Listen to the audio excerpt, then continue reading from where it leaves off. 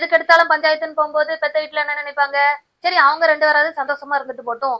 எப்பவும் போனா அந்த ஆளு நம்ம கிட்ட எப்பவும் பஞ்சாயத்தா பண்ணிட்டு இருக்காரு. அவங்க 2 பேரும் தனி குடும்பமா சந்தோஷமா இருந்து போட்டும். தீபாவளி பொங்கல்னா போய் பாத்துக்கலாம். அந்த மாதிரி கூட நிறைய குடும்பங்கள் இருக்கு. சோ அதனால அவங்க அம்மா அப்பா கான்டாக்ட் இல்லாம இருந்திருக்கலாம். சோ இது என்ன ஒரு முழு தகவல் தெரியல இந்த விஷயத்த பத்தி. இப்போ தான் அந்த பாடிய எடுத்து அந்த மாதிரி போஸ்ட்மார்டம் பண்ணிட்டு இருக்காங்க. அதுலயுமே என்னென்ன தகவல் அடுத்தடுத்த விசாரணை இப்ப அந்த ஆளை அக்யூஸ்ட ரிமாண்ட் பண்ணியாச்சு. சோ அடுத்த விசாரணைகள்ல தான் நமக்கு அடுத்தடுத்த தகவல் தெரிய வரும். ஓகே, இப்ப இந்த விஷயத்தை பொறுத்த அளவுல இப்ப இவர் சொல்லியிருக்காரு. இப்ப இவருடைய வாக்குமூலத்தினாலதான் இப்ப போலீஸ் இதை எடுத்து இந்த பாடியை கேப்சர் பண்ணியிருக்காங்க.